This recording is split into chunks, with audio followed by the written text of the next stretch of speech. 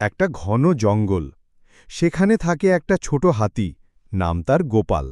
গোপাল খুব কৌতূহলী, সবসময় নতুন কিছু আবিষ্কার করতে চায়। সবুজ ঘন জঙ্গল, ছোট মিষ্টি হাতি দাঁড়িয়ে আছে, বড় বড় চোখে চারদিকে তাকাচ্ছে।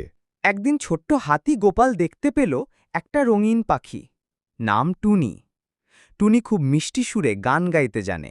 গোপাল আর টুনি দ্রুত বন্ধু হয়ে গেল।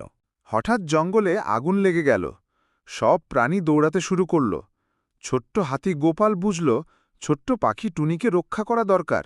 ছোট্ট হাতি গোপাল তার লম্বা সুরে নদীর জল তুলে এনে আগুন নেভাতে শুরু করল। ছোট্ট পাখি টুনি আকাশে উড়ে অন্য প্রাণীদের আগুন থেকে দূরে যেতে পথ দেখাল। অবশেষে আগুন নিভে গেল। সব প্রাণী ছোট্ট হাতি গোপাল আর ছোট্ট পাখি টুনিকে ধন্যবাদ দিল।